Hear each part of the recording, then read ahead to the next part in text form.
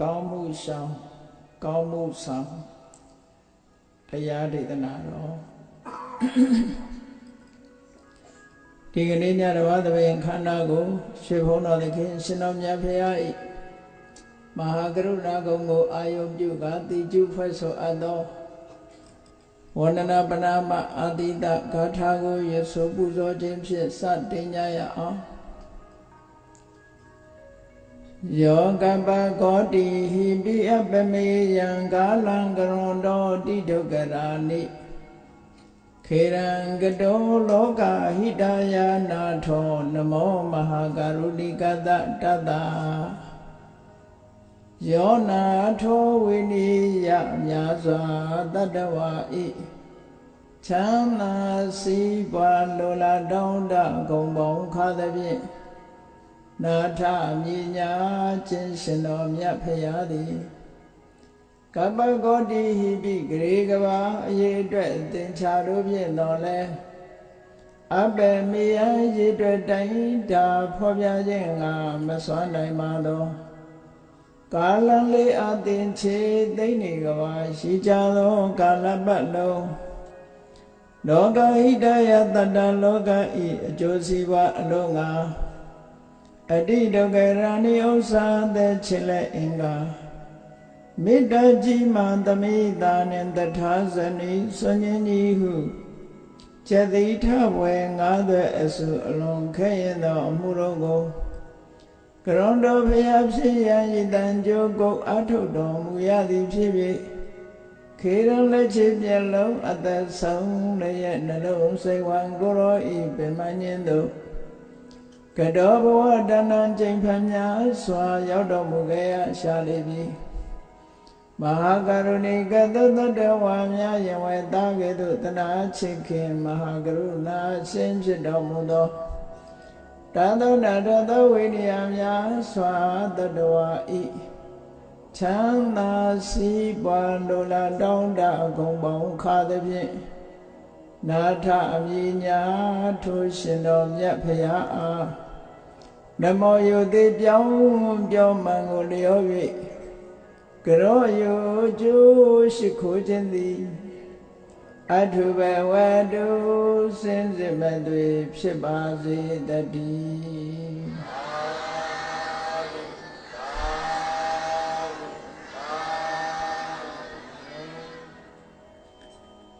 မကောင်းမှုရှောင်ကောင်းမှုဆောင်မကောင်းမှုဆိုတာဘာလဲကောင်းမှုဆိုတာဘာလဲကောင်းမကောင်းကိုဘာနဲ့တိုင်းတာကြရမလဲဒါကိုသိရှိနားလည်ဖို့လိုအပ်တယ်ကောင်းမကောင်းကိုကြိုက်မဲ့ကြိုက်နဲ့တိုင်းလို့မရဘူးကောင်းမကောင်းဆိုတာကြိုက်မကြိုက်နဲ့သွားတိုင်းမယ်ဆိုလို့ရှိရင်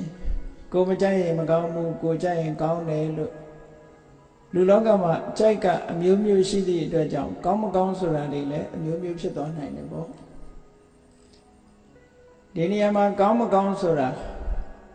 စံတစ်ခုအနေနဲ့သတ်မှတ်ပြီးတော့နားလည်ကြရအောင်မြန်မာစကားထဲမှာကောင်းမှုမကောင်းမှုဆိုတာရဲ့ကောင်းမှုဆိုတာရဲ့ထိသွင်းပြီးတော့ပြောတယ်အဲပြောတဲ့မှာနောက်ထပ်ဆက်ပြီးတော့ပြောတဲ့စကားတစ်ခုကဘာလို့ဆိုရင်မကောင်းမှုအကုသိုလ်ကောင်းမှုကုသိုလ်ဟောဒီလိုပြောကြတယ်ပေါ့မြန်မာလူမျိုးတွေကကုသိုလ်ကောင်းမှုပြုပြီးတဲ့အခါမှာနာမည်တွေဖော်ပြပြီးနောက်ဆုံးမှမိသားစုကောင်းမှုဆိုတာလေးတွေရေးလေးရှိကြတယ်ပေါ့အဲ့တော့ကောင်းမှုဆိုတာဘာတွေကိုရည်ညွှန်းထားတာတော့ဆိုလို့ရှိရင်များသောအားဖြင့်မြန်မာပြည်မှာမြန်မာလူမျိုးတွေသိနေတဲ့ကောင်းမှုဆိုတာလှူဒါန်းတန်းတာကိုရည်ညွှန်းပြီးတော့ကောင်းမှုနဲ့ထိုးကြတယ်ဖရာတဆောင်ကျောင်းကန်လေးသွားပြီးကြည့်လိုက်ပဲဆိုလို့ရှိရင်ဆိုင်းဘုတ်တွေတွေ့လိုက်မယ်အဲ့ဒီဆိုင်းဘုတ်တွေတွေ့တဲ့အခါမှာကောင်းမှုနဲ့ဆုံးသက်ပြီးတော့ရေးထားတာရှိတယ်နော်သို့တော့မကောင်းမှုနဲ့ဆိုင်းဘုတ်ထိုးတာများတွေ့ဘူးကြလားအဲ့ဒါဆိုလို့ရှိရင်မကောင်းမှုလုပ်တဲ့လူမရှိဘူးလို့ဒီလိုယူဆရမလားဘယ်သူကပုံများမယ်ထင်နော် ဒါပြင်မကောင်းမှုကိုဆိုင်းပုတ်ထိုးလိုက်မယ်ဆိုလို့ရှိရင်ဘုရားကျောင်းကနေမကဘူးနော်အဲ့တော့ကောင်းမှုဆိုင်းပုတ်ကဘုရားကျောင်းကနေသာရှိတာမကောင်းမှုဆိုင်းပုတ်ထိုးမယ်ဆိုရင်တော်တော်ကြည်ကြည်ပြန့်ပြန့်ရှိတဲ့သဘောရှိတယ်ပေါ့ဒီလောကမှာအခုမြန်မာလူမျိုးတွေကုသိုလ်ကောင်းမှုလုပ်ပြီးတော့မိမိရဲ့ကုသိုလ်ကိုမှတ်တမ်းပြုပြီးတော့ကောင်းမှုနဲ့ဖော်ပြတယ်မူလရည်ရွယ်ချက်ကဘာလဲလို့ဆိုလို့ရှိရင်မူလရည်ရွယ်ချက်ကအမျှဝေတဲ့သဘောပဲအမျှဝေလို့ရှိရင်ကောင်းမှုဆိုတာထပ်ပြီးရလာအလုံးသိကြတဲ့အတိုင်းပုံညာကိရိယာဝတ္ထု10မျိုးဆိုတာရှိတယ်အဲ့ဒီမဲ့ပတ္တာပတ္တိဌာနနဲ့ပတ္တာနုမောဒနာဆိုတဲ့ပုံညာကိရိယာဝတ္ထု2မျိုးရှိတယ်ပတ္တိဌာနဆိုတာပတ္တိဆိုတာကိုရထားတဲ့ကုသိုလ်ကောင်းမှုဒါနပေးလှူတာပရမကိုယ်ကကုသိုလ်ကောင်းမှုကိုရယူတယ်အဲ့ဒီရလာတဲ့ကုသိုလ်ကိုဒီနေရာမှာပတ္တိလို့ခေါ်တယ်အဲ့ဒီပတ္တိမိမိထံမှာရောက်ရှိလာတဲ့ကုသိုလ်ကိုဒါနမျှဝေပြီးတော့ပေးတယ်မျှဝေပေးဖို့ရာအတွက်ဆိုင်ဘုတ်တွေထိုးပြီးတော့မိသားစုကောင်းမှုဆိုပြီးရှင်းတော့ကတော့ကောင်းမှုတွေရမထားဘူးဗာထဲရတော့ဆိုနတ်လူသားတို့ခေါ်စေတော်ဆိုတာလေးထည့်တယ်အခုခေတ်မှာတော့နတ်လူသားတို့ခေါ်စေတော်သိမ့်မပါဘူးမပါတဲ့အခါမူလရည်ရွယ်ချက်တွေပျောက်ပြီးတော့သွားတယ်လို့ပြောရမှာအဲ့ဒါလေးထဲမှာအမျှဝေတဲ့သဘောကပိုးထင်ရှားမယ်တဲ့ဒါကြောင့်မို့လို့ကောင်းမှုဆိုတဲ့နောက်မှာနတ်လူသားတို့ခေါ်စေတော်ဆိုတာလေးရေးထည့်ထားလို့ရှင်ပတ္တိဒါနကုသိုလ်ပေါ့အဲ့ဒီဆိုင်ဘုတ်လေးကိုဖတ်ကြည့်တဲ့ပုဂ္ဂိုလ်ကရိုးရိုးပဲတာမန်ဖတ်သွားရင်တော့သူကုသိုလ်ရမှာမဟုတ်ဘူးသူများလှူထားတဲ့ဆိုင်ဘုတ်ကလေးတွေဖတ်ပြီးတော့တာရုကုသိုလ်ကောင်းမှုတွေပြုကြတယ်သူတို့လှုပ်ထားတဲ့ကုသိုလ်တွေအလုံးတာရုခေါ်ပါတယ်ဆိုရင်ဖယားဖူးရင်ကုသိုလ်တွေအများကြီးရနိုင်တယ်ပေါ့ဒီတိုင်းသွားလို့ကတော့မရဘူးเนาะကုသိုလ်ဆိုတာယူတတ်မှရမယူတတ်ရင်မရဘူးတဲ့ဒါကြောင့်မို့ဒါလေးလည်းသတိထားဖို့ပေါ့မြန်မာပြည်မှာဖယားဘူးသွားကြတယ်ဖယားကျောင်းကန်တွေသွားတိုင်းဆိုင်းဘုတ်ကလေးတွေတွေ့တယ်တွေ့ရင်ဆိုင်းဘုတ်တစ်ခုဖတ်တိုင်းသာဓုဆိုတာလေးခေါ်မိဖို့အရေးကြီးတယ်ပေါ့အဲ့ဒီလိုခေါ်လိုက်ရင်ကိုယ်မှာဘာကုသိုလ်ရတော့ဆိုပတ္တာနုမောဒနာကုသိုလ်လို့ခေါ်တယ်သူများပေးဝေတဲ့ကုသိုလ်ကောင်းမှုကိုအနုမောဒနာဝမ်းမြောက်တယ်ဆိုတဲ့ကုသိုလ်ရအဲ့ဒီပတ္တာနုမောဒနာကုသိုလ်ဆိုတာလေအနည်းငယ်လေးတွေမပြောလောက်တဲ့ကုသိုလ်လို့မထင်မှတ်လေနဲ့ပုံညာကရိယာဝတ္ထု10ပါးထဲမှာပတ္တာနုမောဒနာကုသိုလ်ဖြစ်တစ်ခုအနေနဲ့ရည်တွက်ပြီးတော့ထည့်သွင်းထားတာနော်တာမန်ကုသိုလ်မဟုတ်ဘူးလူဘဝရောက်နေရင်တော့လူရဲ့ချမ်းသာဒုက္ခတွေကိုလက်ခံရရှိနေသည့်အတွက်ကြောင့်သူများကုသိုလ်တာရုခေါ်တာကိုယ်မှာဘာမှထူးထူးခြားခြားပြောင်းလဲလာမှာတော့မဟုတ်ဘူးပေါ့သို့တော့ကုသိုလ်ကတော့ရပါရမှန်းမသိပဲနဲ့ရနေတဲ့ကုသိုလ်တစ်ခုပေါ့ပြိတ္တာဘုံရောက်လို့ကုသိုလ်ကောင်းမှုလုပ်ပြီးအမြတ်တမ်းပေးဝေလို့တာရုခေါ်ရင်တော့အမတန်မှထူးခြားတဲ့ဘဝတစ်ခုရောက်ရှိသွားနိုင်စားရမယ်တောက်ရမယ်ဖြစ်နေတဲ့ကံမကောင်းအကြောင်းလားလို့ပိဋ္ဌာဘုံရောက်သွားတဲ့ပုဂ္ဂိုလ်ခုခေတ်ဆိုရင်တော့တဆေတို့တရေတို့ပေါ့နော်ကုသိုလ်ကောင်းမှုလုပ်ပြီးမြတ်တမ်းပေးဝေလိုက်လို့သူတို့တာရုခေါ်လိုက်ပြီဆိုလို့ရှိရင်သူတို့ရဲ့အယုတ်ဆိုးအကြီးတန်းနေတဲ့အယုတ်ဟာနန္ဒနာသမီးကိုလိုချောမောလှပသွားဝတ်စရာမရှိတဲ့ခန္ဓာကိုယ်မှာနဝတ္တံဇာရိယနေစရာမရှိလို့ဟိုအမိုက်ပုံနာကဒီအမိုက်ပုံနာကဟိုခြုံညာတိုးဒီခြုံညာတိုးနေရတာနေပုံမိမ့်မှန်နေနဲ့ရသွားတယ်တာရုခေါ်လဲရလို့ရှိရင်အဲ့လိုပြောင်းလဲမှုတွေရှိတယ်ဒါတွေကိုလူတွေကမမြင်နိုင်ဘူးပေါ့နော်ဒါတွေမမြင်နိုင်ဘူးတကယ်တော့သူတို့ဘဝတချို့ကျွတ်သွားတယ်လို့ပြောတာသေသွားတာမဟုတ်ဘူး ကျွတ်သွားတယ်ဆိုတာဆင်းရဲဒုက္ခကနေလွတ်သွားပြီးတော့သူ့ရဲ့ဘဝအခြေအနေတိုးတက်သွားတာကိုပြောတာသာဓုခေါ်လိုက်ရရင်သာဓုခေါ်လိုက်တဲ့ကုသိုလ်ကြောင့်သူဟာစားစရာတွေရသွားတယ်ဝတ်စရာတွေရသွားတယ်နေစရာတွေရသွားတယ်ရုပ်ရည်ရူပကာယတွေချောမောလှပသွားတယ်အဲ့ဒါတိုးတက်ကြီးပွားသွားတာဘာနဲ့ဥပမာတူတော့ဆိုလို့ရှိရင်ထီထိုးလိုက်တဲ့ပုဂ္ဂိုလ်တယောက်စူကြီးပေါက်လိုက်ပြီဆိုလို့ရှိရင်အဲ့ဒီထီပုတ်တဲ့စီကနေပြီးတော့မြေဝဲတယ်ချမ်းဝဲတယ်တိုက်တယ်ကားစိမ့်နိုင်တယ်အဝတ်အစားတွေဝယ်ဝတ်တယ်ဆိုတာငါကရုပ်ဆိုးကြည်တတ်နေတဲ့လူပင်ဖြစ်စေကမူတင်းအောင်တင်းနေလူရဲ့အမြင်ထဲမှာလှပလာတာပဲအဲ့ဒါလိုပဲသာဓုခေါ်လိုက်လို့ရှိရင်တော့ကြိတ်တာတဲ့ပုံကကြိတ်တာတွေဟာအဗ္ဗဓမ္မတိုးတက်ပြီးတော့သွားကြတယ်နဝတ္တဇာရိယလို့တိုးတက်ကြီးပွားသွားကြတယ်အဲ့တော့ကုသိုလ်နဲ့အကုသိုလ်ဆိုတာသို့မဟုတ်ကောင်းမှုနဲ့မကောင်းမှုဆိုတာအဗ္ဗဓမ္မကွာခြားတယ်မကောင်းမှုတွေရှိနေသည့်အတွက်ကြောင့်မကောင်းမှုရဲ့အကျိုးကိုခံစားနေရတဲ့အချိန်မှာပြိတ္တဘဝရောက်နေတဲ့ပုဂ္ဂိုလ်တွေဟာစားစရာလည်းမပြည့်စုံဘူးဝတ်စရာလည်းမပြည့်စုံဘူးနေစရာလည်းမရှိဘူးသာဓုခေါ်လိုက်လို့ပတ္တဏုဘောဓနာကုသိုလ်ပြုခွင့်ရလို့သာဓုလည်းဝမ်းမြောက်ဝမ်းသာခေါ်လိုက်သည့်ချမ်းမဲ့မှာပဲသူတို့ဘဝကြီးဟာကြီးကျယ်တိုးတက်ပြောင်းလဲသွားတယ်ချမ်းသာဒုက္ခတွေရသွားတယ်ဒီလိုဆုံးလို့တာနော်ဒါမြတ်စွာဘုရားကိုယ်တိုင်ဟောထားခဲ့တဲ့တိရောကုဋ္ဌသုတ်ဆိုတာကြည့်တိရောကုဋ္ဌသုတ်မှာမြတ်စွာဘုရားကဥပမာနဲ့ဟောထားတယ်ဩနမေဥဒကံဝုဋ္ဌံယထာနေနံပဝတ္တတိဧဝမေဝဣတောဒေနံပေတနံဥပကဝတိကုန်းမြင့်မော်ရွာချလိုက်တဲ့ရေတွေဟာနေရာကိုဒလဟောစီးဆင်းသွားတယ်လို့ပဲတဲ့ဒီကနေကုသိုလ်ကောင်းမှုလုပ်ပြီးတော့ရည်စူးပြီးမြတ်တမ်းပေးဝေလိုက်လို့ဟိုကတာရုခေါ်လိုက်တာနဲ့တပြိုင်တည်းသူတို့စီကုသိုလ်တွေတလုံးတဝတည်းအပြည့်အစုံရောက်သွားတယ်လို့ချက်ချင်းရောက်သွားဒါကြောင့်မို့လို့ဒီကနေ့ဘုန်းကြီးတို့တွေမကောင်းမှုနဲ့ကောင်းမှုကိုရှေးဥစွာမှတ်သားကြရမယ်မကောင်းမှုကိုရှောင်ရှားပြီးတော့ကောင်းမှုကိုပြည့်စုံအောင်လှုပ်ဆောင်ကြရမယ်ဒါမြတ်စွာဘုရားတိုင်းဟောတဲ့အခြေခံတရားတစ်ခုပဲကဲမကောင်းမှုဆိုတာဘာလဲကောင်းမှုဆိုတာဘာလဲဆိုတာကြည့်အောင်မြတ်စွာဘုရားဟောတဲ့ဒေသနာတော်တွေထဲမှာမကောင်းမှုဆိုတဲ့စကားလုံးကို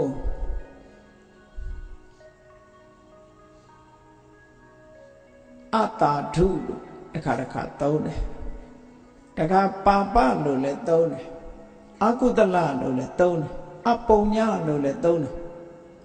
မကောင်းမှုတွေလူလောကမှာဒီစကားလုံးတွေကိုသုံးပြီးတော့မကောင်းကျိုးကိုဖြစ်စေတတ်တဲ့မကောင်းမှုတွေကိုဖော်ပြကိုမကြိုက်လို့မကောင်းတာမဟုတ်ဘူးတဘာဝကောမကောင်းတာအဲ့တော့မကောင်းတဲ့အချက်ဆိုတာရှုထောင့်နဲ့ကြည့်ရဘာဖြစ်လို့မကောင်းမှုလို့ပြောရတော့ဆိုတော့ဒေသနာတော်တစ်ခုမှာမြတ်စွာဘုရားဟောထားတယ်နတ္တံကမ္မံကတံတာဓုတဲ့ဒီအမှုဟာမကောင်းဘူးတဲ့ဘာဖြစ်လို့မကောင်းတော့ဆိုရင်ယံကတ္တဝအနုတ္တပတိလုတ်ပြီးလို့ရှိရင်စင်စစ်မပြတ်ပူပန်စေတတ်တယ်ကိုလုတ်တဲ့အလုပ်ပေါ်မှာလုံးမိသွားပြီးတဲ့နောက်မှာစိတ်ဆင်းရဲမှုတွေကိုဖြစ်ပေါ်စေတတ်တဲ့အလုပ်ဟာမကောင်းတဲ့အလုပ်လို့မကောင်းမှုလို့သတ်မှတ်တယ်အဲ့တော့လူတိုင်းဟာမလုပ်တဲ့အလုပ်ကိုလုံးမိသွားပြီဆိုရင်စိတ်ဆင်းရဲမှုကိုကြုံစေတတ်တယ်ပေါ့ဒါကြောင့်မို့လို့မကောင်းမှုဆိုတာလုပ်ပြီးစိတ်ဆင်းရဲစေတတ်တဲ့အမှုမျိုးလို့ဒါလူတကာနားလည်အောင်မြတ်စွာဘုရားပြောဟောတာနောက်တစ်ခုကဘာလို့ဆို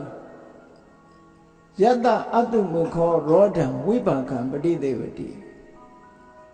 ကိုလုပ်တဲ့မကောင်းမှုရဲ့အကျိုးကိုခံစားရတဲ့အခါမှာတငုံငိုတယူယူနဲ့ ကျိတ်မိတ်ပြီးတော့စိတ်ဆင်းရဲစွာခံစားရတယ်တဲ့ဟောဒီနှစ်ချက်နဲ့သတ်မှတ်ပြတာလုပ်ပြီးရင်လည်းပူပန်စေတတ်တယ်အကျိုးပေါ်လာတဲ့အခါမှာလည်းပဲငုံငုံယိုယိုနဲ့ကျိတ်မိတ်ပြီးတော့ခံရတယ်ဆိုတဲ့အလုပ်မျိုးဟာမကောင်းဘူးလို့ဒီလိုသတ်မှတ်တယ်အဲ့ဒီအမှုမျိုးဟာမကောင်းဘူးတဲ့ဒါကဒီရှုထောင့်ကနေတစ်ခါကြည့်တာနောက်တစ်ခုပါပဆိုတဲ့ရှုထောင့်ကကြည့်မယ်ဆိုလို့ရှိရင်မကောင်းမှုဆိုတာဘာလဲဒုက္ခတိပါပေတိတိပါပံအဲ့ဒီအလုပ်ကိုလုပ်မယ်ဆိုလို့ရှိရင်ဒုက္ခရောက်တဲ့ဘက်ကိုပို့ဆောင်ပေးတတ်တယ်တဲ့ဒုက္ခရောက်စေတတ်တယ်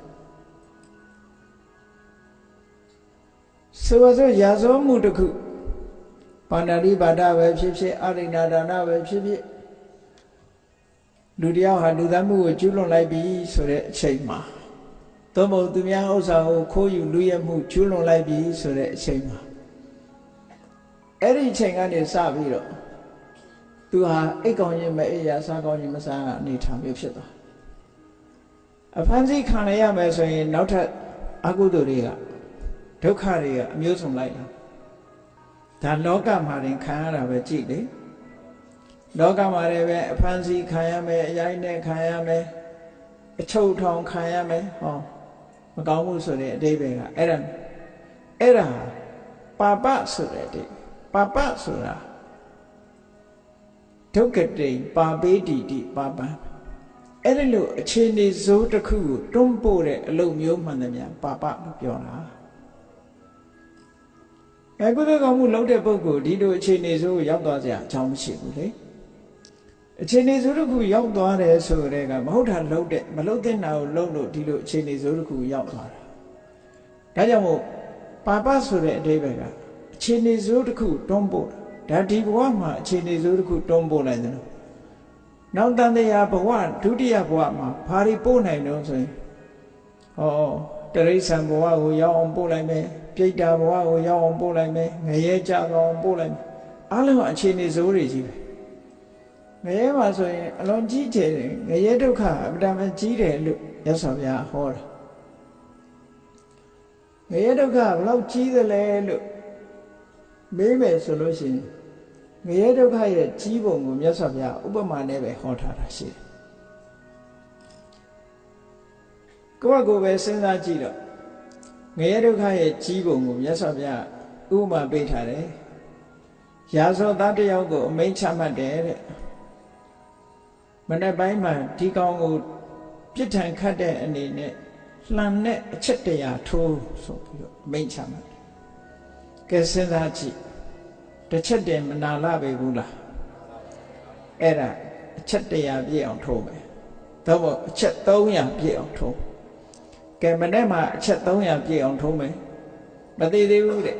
နေ့လေကျတော့ထပ်ထိုးအချက်300မသေးသေးဘူးညနေကျတော့အချက်300ထပ်ထိုးလမ်းနဲ့ထိုးတာနော်အဲ့နဲ့ထိုးတာတော့မခံနိုင်ဘူးကြည့်အဲ့ဒါလို့အချက်300နဲ့ဒီလိုအထိုးခံရတဲ့လူရဲ့ဒုက္ခနဲ့ငရဲဒုက္ခနဲ့နှိုင်းယှဉ်ကြည့်ပါအမဒါမဆင်းရဲဒုက္ခရောက်မယ်အဲ့ဒီလှန်နဲ့အထိုးခံရတဲ့ဒုက္ခတွေပူကြီးသေးတယ်တဲ့ငရဲဒုက္ခဒီလိုဆိုလိုတာနော်အဲ့တော့ငရဲဆိုတာမရောက်ဘူးတာတော့မဟုတ်ဘူးလူတွေမှာပြောကြတာလေမေ့ပင်အောက်ရောက်ရင်မေ့တယ်ဆိုတာလူတွေမှာမေ့တတ်တဲ့သဘောရှိတဲ့အခါကျမမှတ်မိသည့်အတွက်ကြောင့်မေ့သွားလို့ဒီလိုမေ့သွားအောင်ကလည်းပဲအဝိဇ္ဇာကလွှမ်းမိုးတယ်တဏှာနှောင်ကြိုးကနေပြီးတော့ချီနှောင်ထားတယ်အဝိဇ္ဇာကအမှောင်ချပြီးတော့တဏှာရဲ့သွေးဆောင်ဖြာရောက်မှုကြောင့်အဆိုးကိုကောင်းထင်အဆိုးတွေကိုကောင်းထင်ပြီးတော့လောကကြီးကိုပျော်စရာလို့မြင်လာမိမိရဲ့တဏ္ဍာမှာရှိတဲ့သဘာဝတရားတွေကလွှမ်းမိုးပြီးတော့ထားတယ်အဲ့တော့ငရဲဒုက္ခဆိုတာအဲ့လောက်ထိအောင်ကြောက်စရာကောင်းတယ်လို့မြတ်စွာဘုရားဥပမာနဲ့ဟောတယ် အဲ့တော့အကုသိုလ်မကောင်းတဲ့အမှုကိုပြုလုပ်ပြီးဆိုလို့ရှိရင်အဲ့ဒါလိုအခြေအနေဆိုးကိုတွန်းပို့ကဲကိုမြင်ရတဲ့ဒုက္ခလေးတွေပဲစဉ်းစားကြည့်အားလုံးမြင်မှုတွေ့ဘူးလိမ့်မယ်ကိုယ့်ကိုစာနာပြီးတော့ကိုချင်းစာတရားနဲ့စိတ်ထဲမှာဝင်စားကြည့်လူတွေနဲ့အနီးဆုံးဖြစ်တဲ့ချက်ကလေးတွေဝက်ကလေးတွေရဲ့ဘဝကိုစာနာကြည့်စမ်းပါချက်ကလေးတွေဆိုခြေထောက်တွေတုပ်ချင်းနဲ့ထက်ခုချင်းနဲ့တော့မထက်ဘူးတွဲလောင်းဆွဲပြီးတော့မော်တော်ဆိုင်ကနောက်ကဆွဲသွားတာတို့စပိန်နောက်ကတင်သွားတာတို့မြင်မှုကြပါလိမ့်မယ်အဲ့ဒီဒုက္ခကိုကဲကိုယ့်ကိုခံစားကြည့်စမ်းခြေထောက်နှစ်ဖက်ထုတ်တုပ်ပြီးတော့မော်တော်ဆိုင်ကနောက်ကနေပြီးတော့များတင်သွားရင်ဘယ်လိုခံရမလဲအင်မတန်မှကြောက်စရာကောင်းတဲ့မြင်ကွင်းတစ်ခုပဲလက်ကြက်ကလေးတွေကငှက်ကလေးတွေတိရစ္ဆာန်လေးတွေဟာဒီလိုလူတွေရဲ့အနိုင်ကျင့်မှုကိုခံရတာဆိုတာဘာကြောင့်လဲသူတို့ကိုပါပလို့ဆိုတယ်သူတို့လုပ်ခဲ့တဲ့အကုသိုလ်ကဒီဘဝရောက်အောင်တွန်းပို့လိုက်တာဟောတွန်းပို့လိုက်တဲ့အတွက်ကြောင့်အဲ့ဒီအချိန်လေးရောက်မှတော့ဘယ်သူကလာပြီးတော့အကာအကွယ်ပေးတော့ဘယ်သူမှမပေးဘူးတဲ့အဲ့ဒါတွေကိုလူဖြစ်နေတဲ့အချိန်မှာစဉ်းစားဖို့လိုတယ်စဉ်းစားပြီးတော့အဲ့ဒီဘဝမျိုးမရောက်အောင်ဒီဘဝမျိုးကိုရောက်တဲ့အလုပ်ကိုလုပ်ရင်ရောက်သွားမှာပဲပါပဆိုတဲ့အကုသိုလ်တွေမိမိတို့ရဲ့တဏ္ဍာမှာဖြစ်မဲ့ဆိုရင်ဒီဘဝမျိုးကိုရောက်မှာပဲမရောက်ဘဲမနေဘူးသူကပို့တာအဲ့တော့ဒီလမ်းကြောင်းပေါ်ရှောက်ရင်ဒီစခန်းရောက်မှာပဲဒါသိကြတယ်ဟိုးတန်လျင်မျိုးဘက်ကနေပြီးတော့၆တန်းပဲလာတဲ့လမ်းကြောင်းအတိုင်းရှောက်လာလို့ရှိရင်မရောက်ပေဘူးလားဒီလမ်းကြောင်းပေါ်ရောက်နေတာကိုတလန်းပြီးတလန်းတလန်းပြီးတလန်းကုန်းကြောင်ရှောက်လာခဲ့အချိန်တန်တော့ရောက်လာမှာပဲကားနဲ့စီးလိုက်ဒီလမ်းပေါ်မှာမောင်းလိုက်ဒီရောက်လာမှာမရောက်ဘဲမနေအေးအဲ့ဒါလိုပဲပါပလို့ဆိုတဲ့အကုသိုလ်တရားတွေကိုလုပ်တဲ့ပုဂ္ဂိုလ်တွေအဲ့ဒီပါပကဘယ်ကိုပို့နေတာတုံးဆိုခြေနေဆိုးရှိတဲ့စီကိုပို့ပေးတာဒါကြောင့်မို့လို့ပါပမကောင်းမှုဆိုတာပါပပဲဟောနောက်တစ်ခုမကောင်းမှုကိုအကုသလအကုသိုလ်လို့ခေါ်တယ်ဗမာတွေကအဓိပ္ပာယ်ကိုဒီအကုသလရဲ့အဓိပ္ပာယ်ကိုမဖွင့်ဆိုတော့ဘဲနဲ့အကုသလကိုအကုသိုလ်လို့ပဲဒီလိုပဲပြန်လိုက်ကြသို့သောစကလုံးကပြတဲ့အဓိပ္ပာယ်ကိုသိတဲ့နဲ့ပေါ့စကလုံးကပြတဲ့အဓိပ္ပာယ်ကအကုသလဆိုတာကုသလဆိုတဲ့ပုဂ္ဂိုလ်အရင်နားလည်အောင်လုပ်အောင်ကုသလဆိုတာကုဆိုတာအဆိုးတရားတွေကိုတလဖယ်ရှားပြစ်နိုင်တဲ့အကောင်းတရားကိုကုသလကုသိုလ်လို့ခေါ်တယ်အဆိုးတရားတွေကိုဖယ်ရှားနိုင်တယ်အဆိုးတရားတွေကဘယ်မှာရှိလဲဆိုကိုယ့်ရဲ့စိတ်အစဉ်ထဲမှာရှိတယ်အဲ့ဒီအဆိုးတရားတွေကဘာတွေလဲလို့ဆိုရင်ပစ္စည်းဘောဖြစ်ဖြစ်တတ္တဝါဘောဖြစ်ဖြစ်တက်မဲ့ဘောဖြစ်ဖြစ်တက်ရှိဘောဖြစ်ဖြစ်လိုချင်မှုတွေ့တာမှုဆိုတဲ့လောဘမုန်းတီးမှုဆိုတဲ့ဒေါသအမှန်မသိမှုဆိုတဲ့မောဟကိုယ်အထင်ကိုကြီးပြီးတော့သူများကိုအထင်သေးမှုဆိုတဲ့မာနသူများကြီးပွားတာကိုမနာလို့မရှုစိတ်ဖြစ်ပြီးတော့ပျက်စီးရပျက်စီးကြောင်းလုပ်တယ်ဆိုတဲ့အိတ်တာမိမိကိုယ်တိုင်သာကြီးပွားလို့ပြီးသူများကိုမကြီးပွားစေခြင်းနဲ့စိတ်ယုံမှာဟောအဲ့ဒီတဘာဝတရားတွေဟာအဆိုးတရားတွေပဲအဲ့ဒီအဆိုးတရားတွေကိုဖယ်ရှားပြစ်နိုင်တာကတော့ကုသိုလ်တရားဖြစ်တယ်အဲ့ဒီကုသိုလ်တရားရဲ့ဆန့်ကျင်ဘက်အဆိုတာ negative အဓိပ္ပာယ်ဆန့်ကျင်ဘက်အဲ့ဒီအဆိုးတရားတွေကိုဆန့်ကျင်ပြီးတော့ဖယ်ရှားပြစ်နိုင်တဲ့စွမ်းအားရှိတဲ့တရားနော်အဆိုးတရားတွေကိုဖယ်ရှားပြစ်နိုင်လို့ကုသိုလ်လို့ခေါ်တာအဲ့ဒီကုသိုလ်ရဲ့ဆန့်ကျင်ဘက်တွေကြတော့အကုသိုလ်လို့ခေါ်တယ်အဲ့တော့အပြန်အားဖြင့်နားလည်ရမှာကကုသိုလ်ကကောင်းကျိုးချမ်းသာတွေကိုပေးတယ်အကုသိုလ်ကြတော့သူနဲ့ဆန့်ကျင်ဘက်ဒုက္ခပေးတယ်လို့ဒီလိုတွေပဲရတယ်ပေါ့အဲ့တော့မကောင်းမှုရဲ့တယုတ်တရံဟာမကောင်းမှုကိုပါပလို့လည်းခေါ်တယ်အကုသလလို့လည်းခေါ်တယ်အတာဓုလို့လည်းခေါ်တယ်အဲ့ဒါတွေဟာ မကောင်းမှုဆိုတာတူတူပဲရှုထောင့်တစ်ခုစီကနေနာမည်ပေးထားတာအဲ့ဒီမကောင်းမှုမျိုးတွေကိုရှောင်နိုင်ရမယ်လို့ဒီလိုမြတ်စွာဘုရားဟောတာအဲ့မှာတုတ်တန်တစ်ခုကမြတ်စွာဘုရားဟောတယ်အကုသလံဘိက္ခဝေပဇေထစိတ္တယံတို့အကုသိုလ်ကိုဖယ်ရှားပြစ်ကြစွန့်ပယ်လိုက်ကြ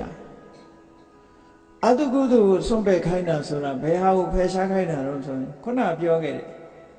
လောဘဆိုတာဖယ်ရှားပြစ်ကြလောဘဆိုတဲ့သဘောတရားဟာလူတွေကတော့ထင်တယ်လူပဲလောဘတော့ရှိမှာပဲလို့ဒီလိုထင်ကောင်းထင်တယ်သို့တော့လောဘလူကိုဒုက္ခပေးနိုင်တယ်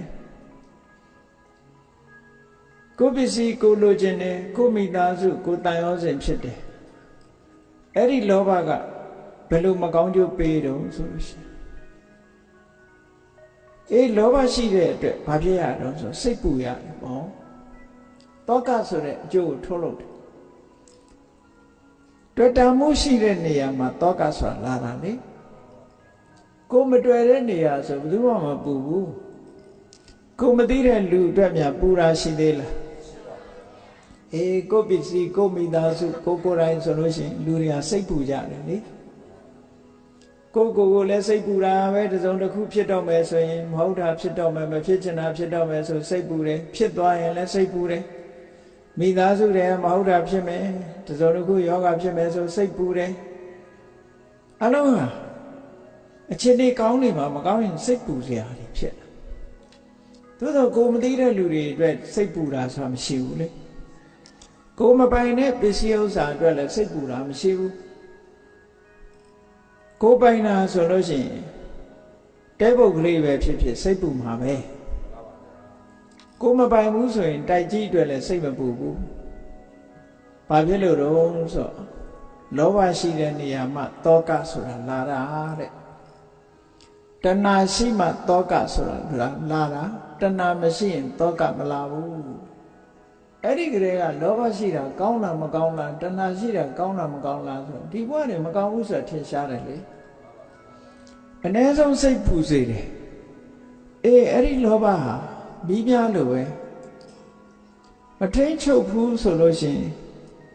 ကိုယ်ပစ္စည်းလိုချင်တဲ့လောဘကနေပြီးတော့သူများပစ္စည်းပါလိုချင်တဲ့လောဘဖြစ်လာအဲ့ဒီခါကျရင်ရာဇဝမှုကိုကျူးလွန်ရာဇဝမှုတစ်ခုကျူးလွန်လာပြီဆိုရင်ပို့ပြီးတော့ဆိုးရတဲ့အခြေအနေတစ်ခုဖန်တီးသွားနိုင်တယ်ပေါ့ဒါကြောင့်မို့လို့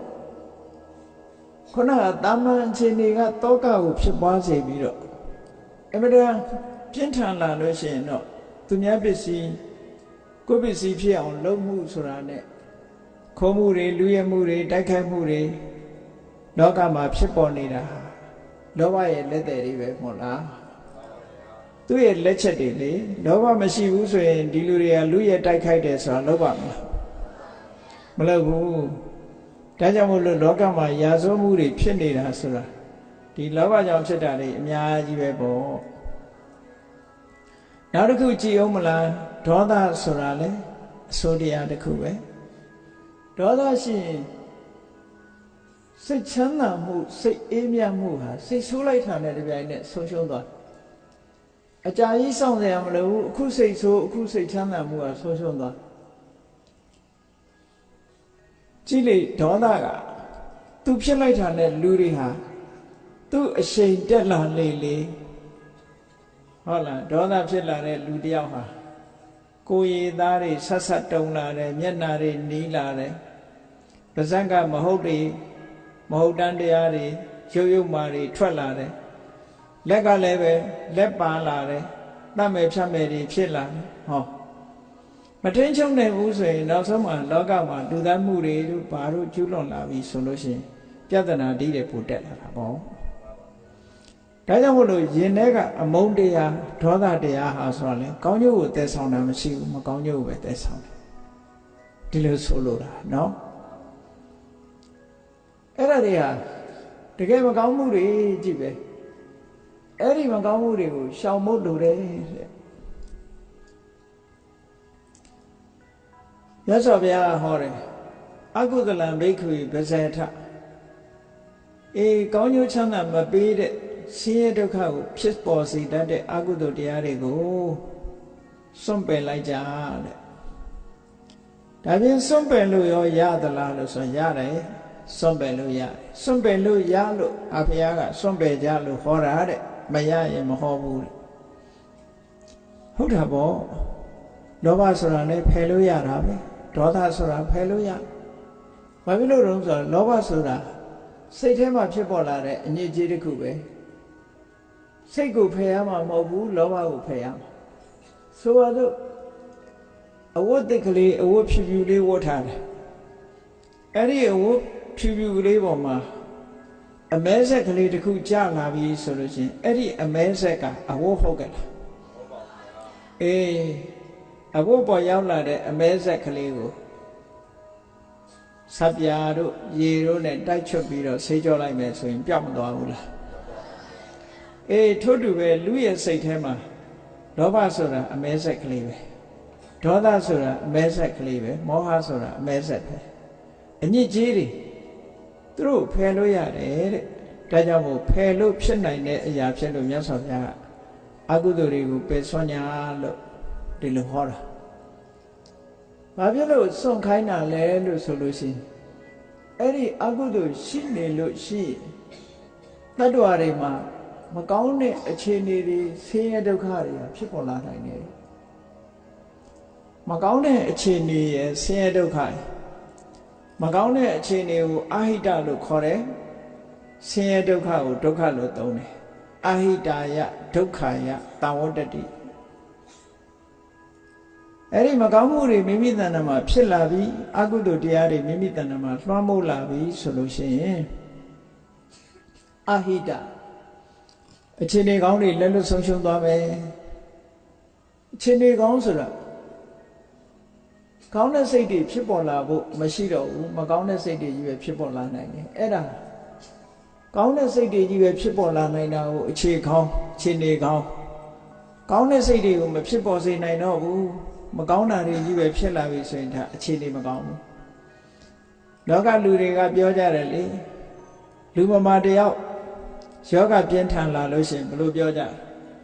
အခြေအနေမကောင်းဘူးလို့ပြောကြဟုတ်ကဲ့လားဘယ်ကိစ္စပဲဖြစ်ဖြစ်ဒီကောင်းတဲ့ဘက်ကိုဥလှည့်မလာဘူးမကောင်းတဲ့ဘက်ကိုဥလှည့်ပြီးဆိုလို့ရှိရင်ဟေးအခြေအနေမကောင်းဘူးအခြေအနေမကောင်းဘူးနဲ့ပြောကြတယ်လေအဲ့ဒါလိုပဲမိမိတဏ္ဍာမှာလောဘတွေလွှမ်းမိုးနေရင်ဒေါသတွေလွှမ်းမိုးနေရင်မောဟတွေလွှမ်းမိုးနေအကုသိုလ်တွေလွှမ်းမိုးထားရင်အခြေအနေမကောင်းဘူးလို့ပဲပြောအခြေအနေမကောင်းဘူးစိတ်ထဲကလောဘဒေါသမောဟတွေဖြစ်လာပြီဆိုလို့ရှိရင် तू ပြောမဲ့စကားတွေဟာအကောင်းထွက်ပါမလားလုံးမဲ့အလုပ်တွေကရောအကျိုးပြုတဲ့အလုပ်တွေဖြစ်ပါမလားဒါကြောင့်လို့အခြေအနေမကောင်းဘူးလို့ပြောတာအဲ့ဒါကိုအဟိတလို့ခေါ်တာအဲ့ဒီအဟိတအခြေအနေမကောင်းသည့်အတွက်ကြောင့်ဆင်းရဲတဲ့အကျိုးတရားတွေဟာထင်ထင်ရှားရှားပေါ်လာနိုင်တယ်တဲ့ဒါကြောင့်မို့မြတ်စွာဘုရားအကုသိုလ်ကိုဖယ်ရှားခိုင်းတာဟောကုသိုလ်ကောင်းမှုဆိုတာကြတော့ဘယ်လိုပြောတော့ကောင်းမှုဆိုတာကြတော့ဘယ်လိုစံနဲ့သတ်မှတ်ရတော့ဆိုတင်စကမ္မံကတံတာတုယံကတ္တဝါနာနုတ္တပတိဒီမှုမျိုးကတော့ကောင်းတယ်တဲ့ဘယ်လိုမှုမျိုးတုံးဆိုရင်ယံကတ္တဝါနာနုတ္တပတိလုတ်ပြီးတဲ့နောက်မှာစိတ်ထဲမှာမပူရဘူးတဲ့ဝမ်းသာနေရတယ်ဟုတ်တယ်လေကုသိုလ်ကောင်းမှုလုပ်ပြီးရင်ဝမ်းသာနေရတာပဲဆွမ်းလေးတစ်စုံလောင်းပြီးတဲ့နောက်ဝမ်းနေတယ်ဆိုတာရှိသေးလားဘုရားကိုရေလေးတစ်ခွက်လှူပန်းလေးလှူပြီးတော့ဝမ်းနေရတယ်ဆိုတာရှိလားမရှိဘူးကောင်းတာလုပ်လို့ရှိရင်တွေးမိတိုင်းဝမ်းသာစရာတွေကြီးပဲဖြစ်တယ်ဒါကြောင့်မို့ကောင်းတဲ့အလုပ်ဝမ်းသာမှုဖြစ်စေတတ်တယ်ဒီရှုထောင့်ကနေပြောရင်ဒါကောင်းမှုလို့သတ်မှတ်ရမယ်အဲ့ဒါဆိုလို့ရှိရင်နောင်တန်းမရတတ်တဲ့လူကအရက်ဝိုင်းသွားပြီးတော့အရက်လေးတစ်ခွက်တောက်ရင်ရောသူမှဝမ်းမသာဘူးလားဝမ်းသာမှာပဲသူလဲအဲ့ဒါကြတော့ဘယ်လိုပြောမလဲသို့တော့တောက်တဲ့အချိန်လေးဝမ်းသာပေမဲ့လို့ယောဂရလာတဲ့အခါကျတော့ဝမ်းနေစရာမဖြစ်ဘူးလားဒီနေ့တစ်ချိန်ကျတော့အကုသိုလ်နဲ့ပျော်ပေမဲ့လို့အကျိုးပေး ထုတ်လုပ်လာပြီဆိုရင်ဝမ်းနည်းစရာဖြစ်လာမှာပဲလေအကုသိုလ်အကျိုးမပေးသေးခင်တော့အကောင်းလေးတွေပျော်စရာလေးတွေလို့စိတ်ကထင်းနေသေးတာကိုဘာလို့တော့ဆိုရင်ဘာပဲဖြစ်ဖြစ်ရိုးစိတ်လေးတစ်ခုစိုက်ထားမပွင့်သေးဘူးမတီးသေးဘူးဆိုလို့ရှိရင်ဘာမှအကျိုးမပေါ်သေးဘူးလေပွင့်လာပြီတီးလာပြီဆိုတဲ့အခါကြလို့ရှိရင်ပန်းဆိုလို့ရှိရင်လည်းလှပမှုတွေအသီးနှံဆိုလို့ရှိရင်လည်းအသုံးဝင်တဲ့အသီးနှံလေးတွေဒီလိုဖြစ်လာတာအကျိုးမပေးသေးခင်တော့ဟုတ်တယ်လို့ရှိနိုင်တယ်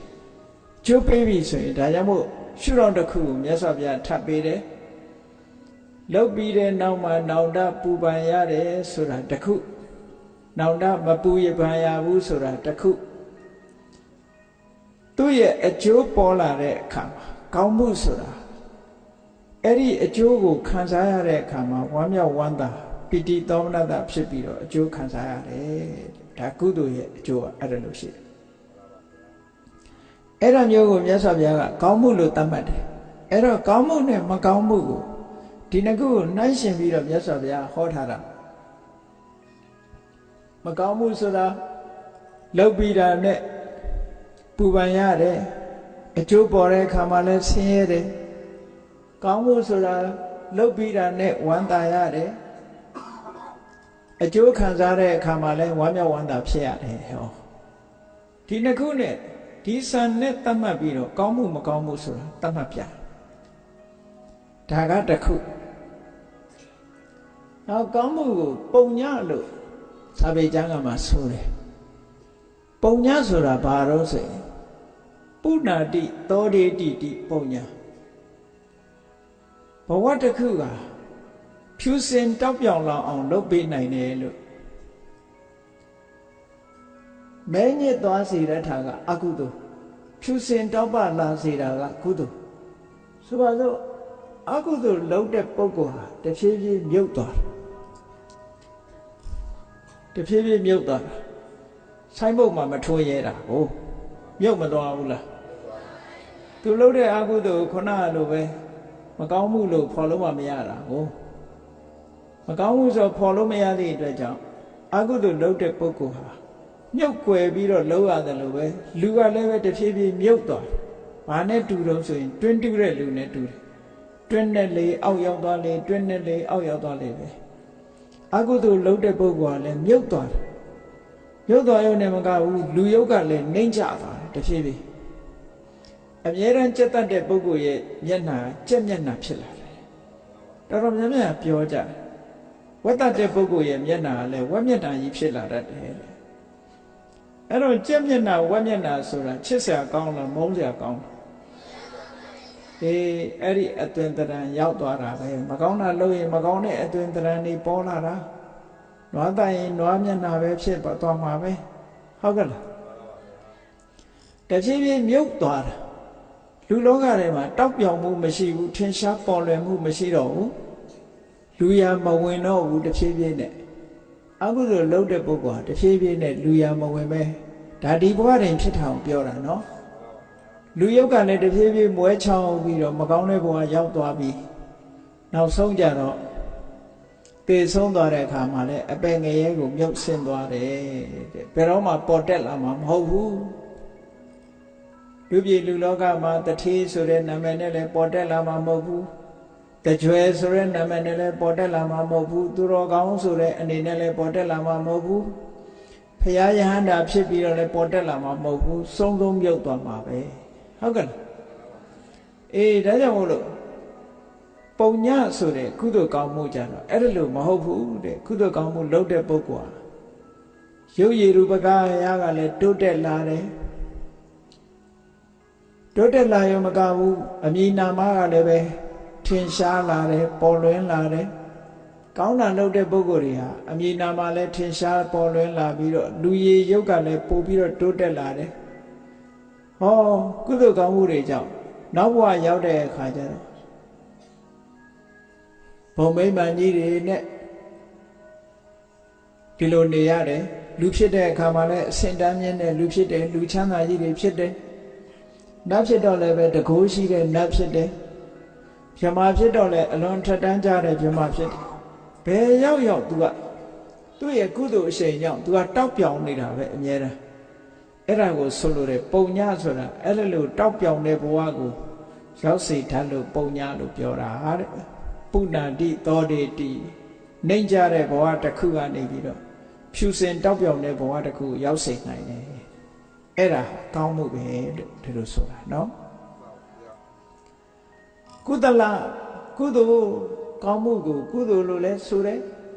အဲ့ဒါကုသလဆိုတဲ့အဓိပ္ပာယ်ကတော့ခုနပြောခဲ့ပြီးသားတဲ့မှာကုဆိုတာအဆိုးတရားတွေအကုသိုလ်တွေကိုတလဖယ်ရှားပြစ်နိုင်တဲ့စွမ်းရည်တတ္တိရှိတယ်ဘယ်လိုဖယ်ရှားတာတုံးဆိုလို့ရှိရင်လောဘကိုအလောဘကဖယ်ရှားပြစ်နိုင်တယ်ဒေါသကိုအဒေါသကဖယ်ရှားပြစ်နိုင်တယ်မောဟကိုအမောဟကဖယ်ရှားပြစ်တယ်ဟောအလောဘဖြစ်လာလို့ရှိရင်လောဘဟာဖယ်ရှားပြီးသားဖြစ်တယ်အလောဘဆိုတာလောဘမရှိုံတတ်တတ်ကိုအလောဘခေါ်တာမဟုတ်ဘူးလောဘကိုဖယ်ရှားပြစ်နိုင်တဲ့စွမ်းအားရှိတယ်အဲ့ဒါနဲ့အဘိဓမ္မာသဘာဝနဲ့ကြည့်မယ်ဆိုလို့ရှိရင်အလောဘကလည်းစွမ်းရည်တတ္တိတွေအမျိုးမျိုးရှိတယ်လောဘကလည်းစွမ်းရည်တတ္တိတွေအမျိုးမျိုးရှိတယ်ပေါ့ဝိပဿနာဉာဏ်နဲ့ရှင်တဲ့သဘာဝတရားတွေကိုသိတဲ့ဝိပဿနာဉာဏ်နဲ့ရှင်တဲ့အလောဘကသင်္ခါရတရားတွေပေါ်မှာတွေ့တာတတ်တဲ့လောဘကိုဖယ်ရှားပြစ်တယ်တည်ငါအဖြစ်ဖယ်ရှားပြစ်တယ်တည်ငါဆိုတာအခိုက်အတန့်ဖယ်ရှားပြစ်နိုင်တယ်တဖန်အဲ့ဒီအလောဘဆိုတဲ့သဘာဝတရားသည်သောတပတ္တိမက်စိတ်နဲ့ရှင်တွဲလာတဲ့အခါကျတော့အပေကိုချနိုင်တဲ့လောဘကိုဖယ်ရှားပြစ်တယ်အပေရောက်စေတဲ့လောဘကိုဖယ်ရှားပြစ်တယ်တခါတဂရကံဖြစ်လာလို့ရှိရင်အပေကျစေတဲ့လောဘပြင်းထန်လာတဲ့လောဘအဖြစ်နည်းသွားအောင်အားပြော့စေတယ်ကြံတဲ့အပေမကျစေနိုင်တဲ့လောဘကိုတောင်မဲ့ထပ်ပြီးတော့အားပြော့သွားစေတယ်အနာဂါမိမနဲ့ရှင်တဲ့အလောဘကြတော့ကာမဂုဏ်အာယုန်တွေကိုတတ်မဲ့တဲ့လောဘကာမဘုံတွေမှာတွေ့တာမှုဆိုတဲ့လောဘအဲ့ဒါတွေကိုဖယ်ရှားပြစ်နိုင်တယ်တခါအရတ္တမေနဲ့ရှင်တွဲလာတဲ့အလောဘကြတော့လောဘမှန်သမျှအကုန်လုံးတခုမကြအောင်ဖယ်ရှားပြစ်နိုင်တယ်ဒီလိုအဆင့်ဆင့်ဖယ်ရှားသွားတာလို့ဒီလိုမှတ်ရနော်အဲ့လိုတစ်ဆင့်ဆင့်ဖယ်ရှားသွားတာအဲ့ဒါကြောင့်မို့လို့ကုသလကုသိုလ်ဆိုတာအဆိုးတရားတွေကိုဖယ်ရှားနိုင်တာသူ့ဟာနဲ့သူဖယ်ရှားသွားတယ်အမောင်ကိုဘာနဲ့ဖယ်ရှားတာတော့ဆိုအလင်းနဲ့ဖယ်ရှားတာလေအမောင်ကိုအလင်းနဲ့ဖယ်ရှားတယ်လို့ပဲအလောဘလောဘကိုအလောဘနဲ့ဖယ်ရှားထို့တူပဲဒေါသကိုဒေါသဆိုတဲ့အဆိုးတရားကိုအဒေါသဆိုတဲ့ကုသိုလ်နဲ့ဖယ်ရှားရမယ်အဲ့ဒီမှာလည်းစဉ်းစားကြည့်ဒီအရောဓကလည်းအစစ်စစ်ရှိတယ်မေတ္တာလို့ခေါ်တဲ့အရောဓရှိတယ်နောက်ဝိပဿနာကျင့်စဉ်တစ်ခုကိုကျင့်လို့သင်္ခါရတွေပေါ်မှာမုန်းတီးခြင်းဆိုတာကင်းတယ်နောက်သောတာပတ္တိမေနဲ့ရှင်တွဲလာတဲ့အရောဓရှိတယ်တဂရဂါမိမေနဲ့ရှင်တွဲလာတဲ့အရောဓရှိတယ်အနာဂါမိမေနဲ့ရှင်တွဲလာတဲ့အရောဓရှိတယ်အရဟတမေနဲ့ရှင်တွဲလာတဲ့အရောဓရှိတယ်မေတ္တာလို့ဆိုတဲ့မေတ္တာနဲ့ရှင်တွဲလာတဲ့အရောဓကြတော့ကြည့်တာမန်အမုန်းတရားတွေကိုဖယ်ရှားပြလာနိုင်ဝိပဿနာဉာဏ်နဲ့ရှင်တွဲလာတဲ့အရောဓကြတော့သင်္ခါရတရားတွေပေါ်မှာစိတ်တူခြင်းမုန်းတီးခြင်းဆိုတဲ့အထာဏကောပလိုဟာမျိုးအဲ့ဒါမျိုးကိုဖယ်ရှားပြနိုင်တယ်သောတာပတ္တိမေနဲ့ရှင်တွဲလာတဲ့အရောဓကအပေကိုကြစေတတ်တဲ့ဒေါသကိုဖယ်ရှားပြတယ်တခါရဂါမိမဲ့ကြတော့ဒေါသကိုအပြော့သွားစေတယ်အနာဂါမိမဲ့ကြတော့လုံးဝ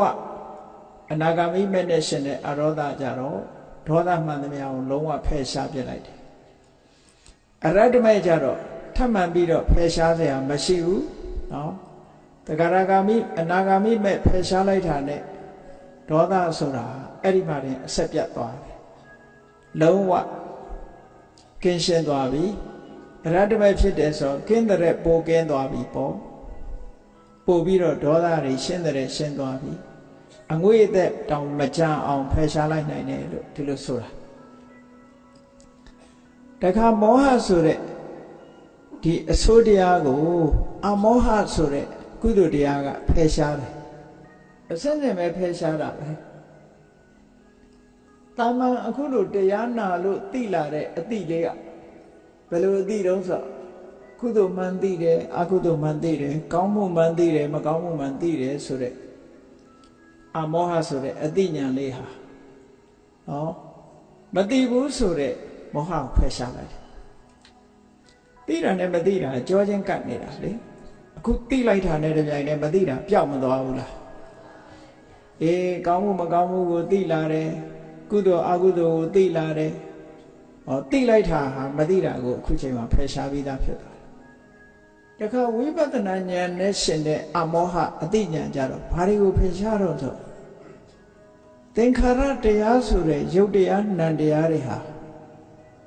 မမြဲပါလားဆိုတာသိလာဖြစ်ပြီးရင်ပြတ်သွားတယ်ဆိုတဲ့သဘောတွေကိုမြင်လာတယ်ဖြစ်ပြီးပြတ်သွားမှုတွေကအမြဲတမ်းအနှောက်အယှက်ပေးနေလို့ဒုက္ခဆိုတာမြင်လာတယ်မိမိရဲ့အလိုဆန္ဒအတိုင်းဘာတစ်ခုမှမဖြစ်ဘူးဆိုတာမြင်လာတယ်ဟောအနိစ္စဒုက္ခအနတ္တဆိုတဲ့သဘောတရားတွေကိုမြင်လာပြီဆိုလို့ရှိရင်အဲ့ဒီအနိစ္စဒုက္ခအနတ္တတွေအရင်ကမမြင်ခဲ့တာ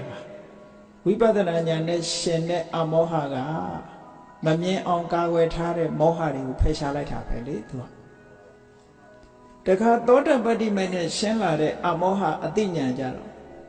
ဘာတွေကိုဖယ်ရှားတော့ဆိုတော့အပယ်ကိုကြစေတတ်တဲ့အကြောင်းနဲ့အကျိုးအကောင်းဆိုးကိုမသိတတ်တဲ့မောဟလုံးဝဖယ်ရှားပြလိုက်တယ်အကြောင်းအကျိုးအကောင်းဆိုးမသိဘူးမှားရင်းနဲ့အယူလားမှန်တဲ့အယူလားဆိုတာမသိတဲ့မောဟကိုဖယ်ရှားလိုက်တယ်တန်တရားကိုဖြစ်စေတတ်တဲ့မောဟကိုလည်းဖယ်ရှားလိုက်တယ်တဂရဂမိမဲ့နဲ့ရှင်းလာတဲ့အမောဟကတော့မောဟမှန်သမျှကိုအားပြော့စေတယ်အနာဂမိမဲ့နဲ့ရှင်းတဲ့အမောဟကကာမရာဂဗျာပါဒနဲ့ပတ်သက်ပြီးတော့ဖြစ်ပေါ်လာတဲ့မောဟတရားတွေကိုထပ်မံပြီးတော့ဖယ်ရှားပြတယ်အရဟတမေနဲ့ရှင်တဲ့အမောဟကတော့မောဟမှန်သမျှအလုံးကိုဖယ်ရှားပြလိုက်တယ်အမှန်တရားကိုဖုံးကွယ်နေတဲ့မောဟမှန်သမျှအဝိဇ္ဇာမှန်သမျှဟာအရဟတမေနဲ့ရှင်းလိုက်တာအလုံးကုန်သွားတယ်ဟောလို့အစင့်စစ်ကုသိုလ်တရားသည်အကုသိုလ်တရားကိုဖယ်ရှားပြနိုင်တယ်ဒါကြောင့်မို့လို့မြတ်စွာဘုရားကကုသလံဘိက္ခဝေဘာဝေထစေတယံတို့ကုသိုလ်ကိုမိမိတဏ္ဍာမှာဖြစ်စေကြတိုးပွားအောင်လုပ်ကြလို့ဒီလိုဟောတာ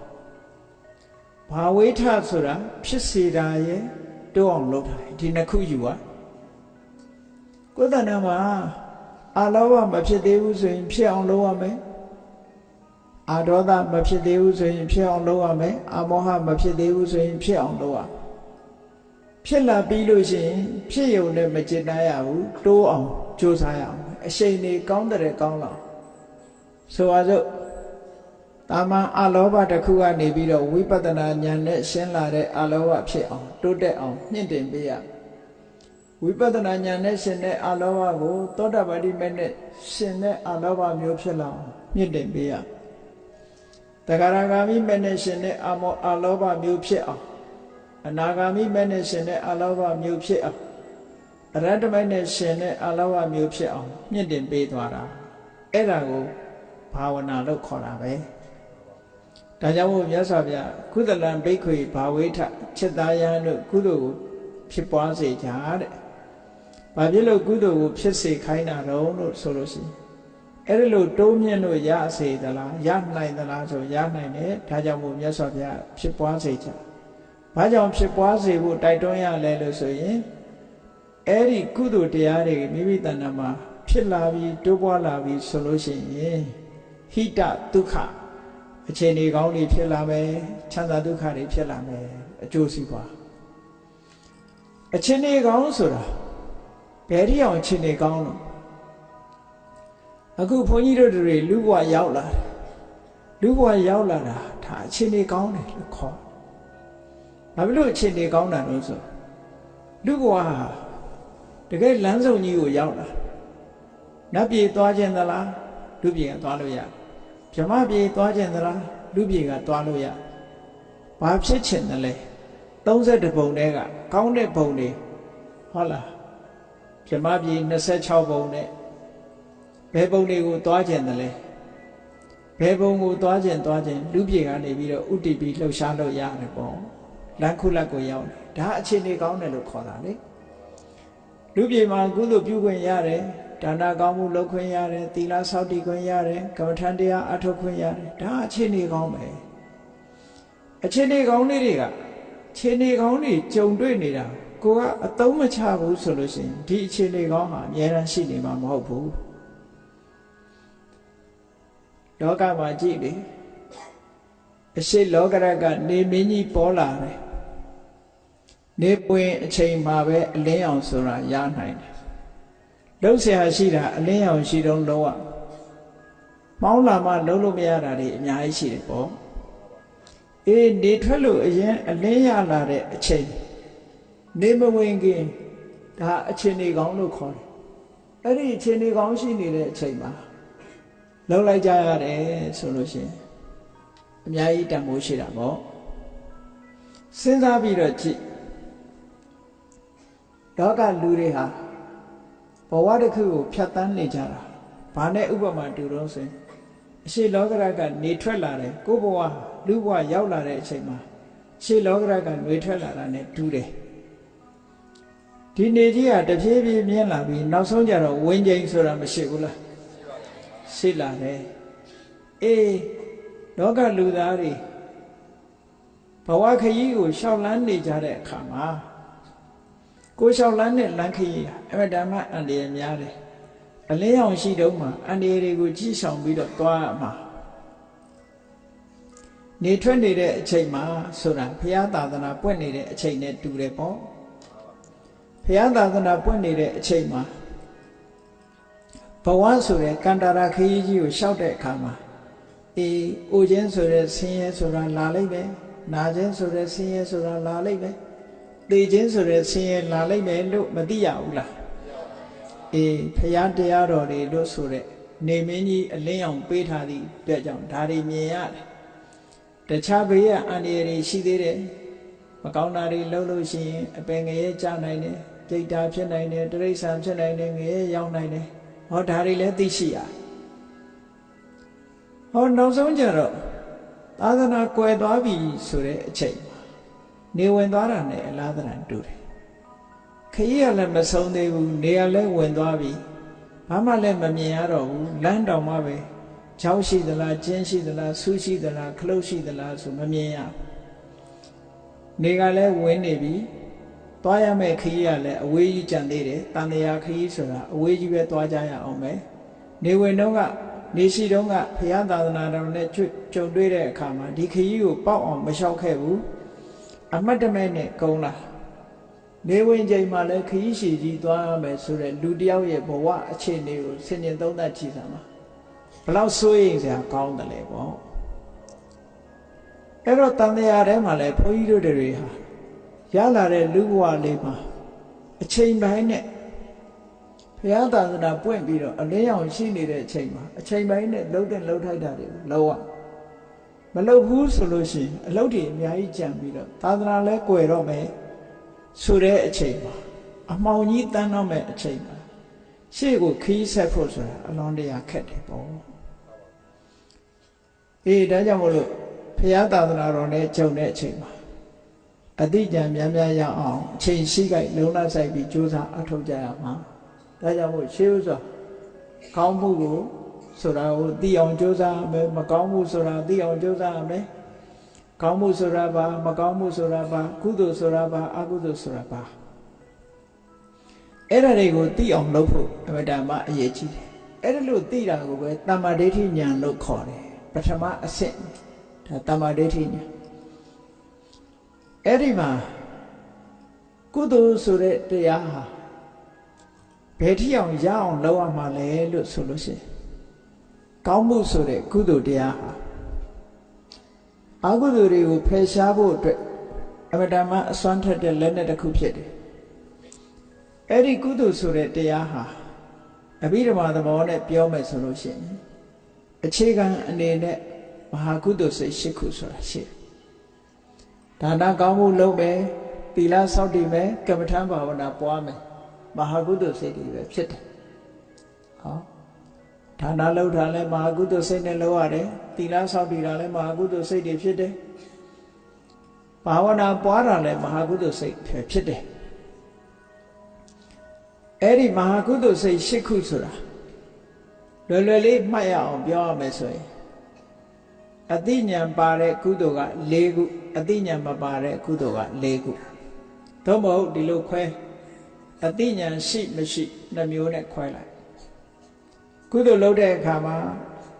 စဉ်းစားဉာဏ်နဲ့လုပ်တာတစ်ခုစဉ်းစားဉာဏ်မပါဘဲလုပ်တာတစ်ခုဟောကိုယ်ပိုင်အတိညာဏ်နဲ့လုပ်တာတစ်ခုကိုယ်ပိုင်အတိညာဏ်မပါဘဲလုပ်တာတစ်ခုဆိုဘယ်နှခုဖြစ်သွားနှစ်ခုအဲ့ဒီနှစ်ခုကို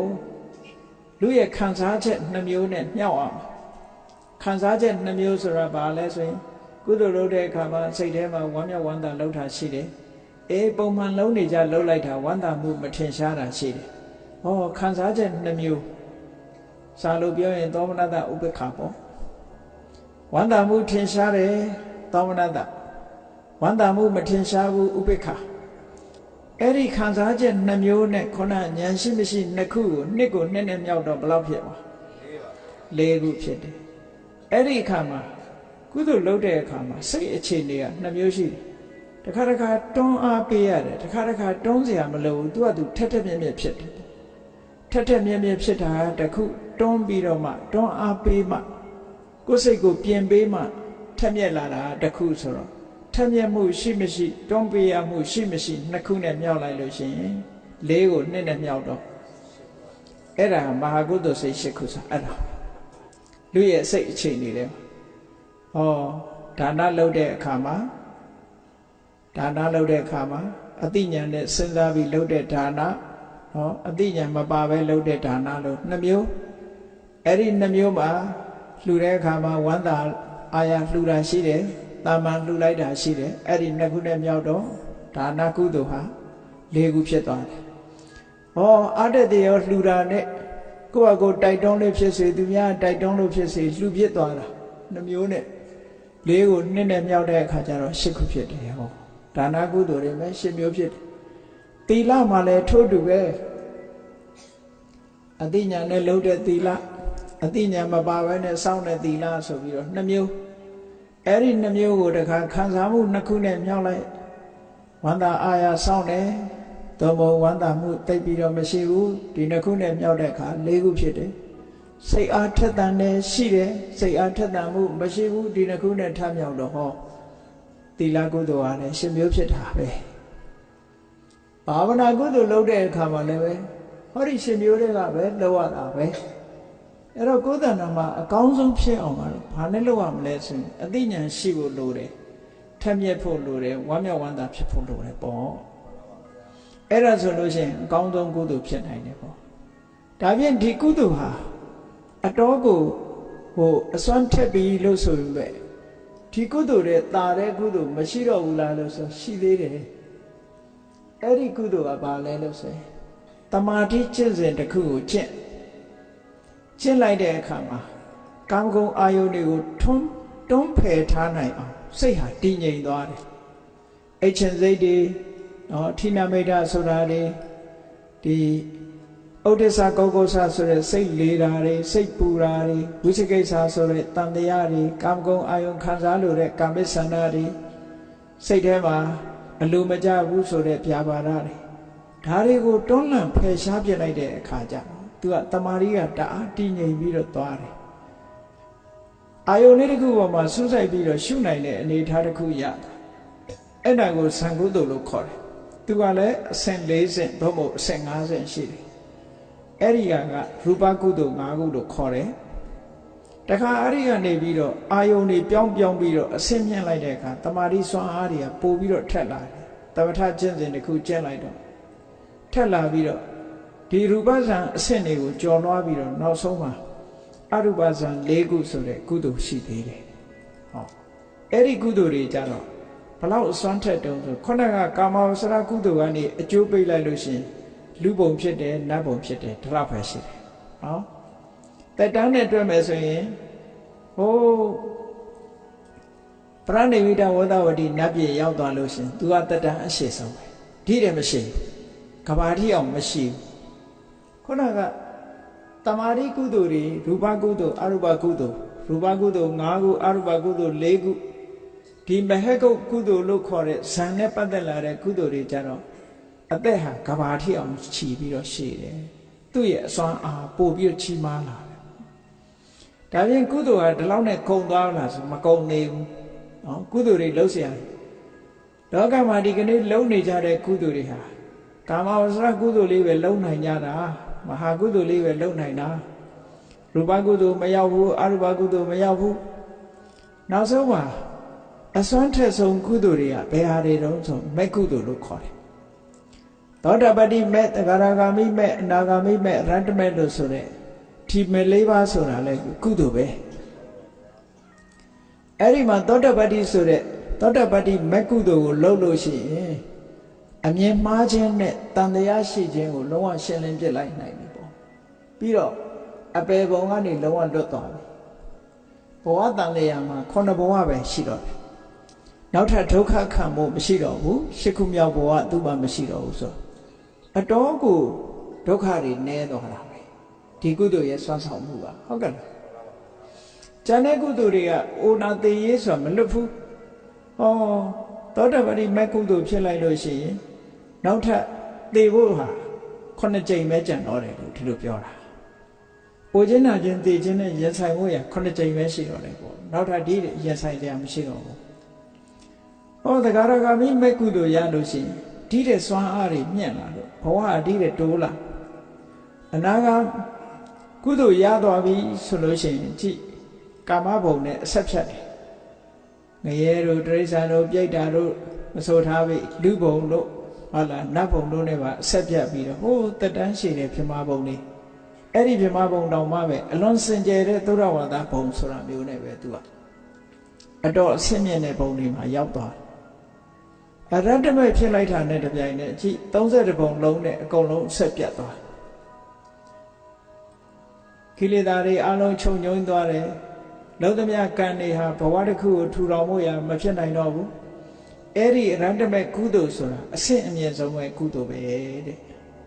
မြတ်စွာဘုရားကုသလံဘိက္ခွေဘာဝေထจิตသားယဟန်တို့ကုသိုလ်ကောင်းမှုကုသိုလ်ကိုပွားစေကြဆိုတာနောက်ဆုံးအဆင့်ရတ္တမဲ့ရောက်မှပဲအကုန်ကိစ္စပြီးတယ်အဲ့လိုမို့ဆိုလို့ရှိရင်ကုသိုလ်တွေကမစုံသေးဘူးတဲ့ဘုန်းကြီးတို့တွေကုသိုလ်လို့ပြောပြီးလုပ်နေကြတာမဟာကုသိုလ်၈ခုပဲလုပ်နေကြတာအာလုံးကုသိုလ်က21မျိုးရှိတယ်ပေါ့မကောင်းမှုဆိုတာအကုသိုလ်12ခုရှိတယ်ကောင်းမှုဆိုတာကကုသိုလ်21ရှိတယ်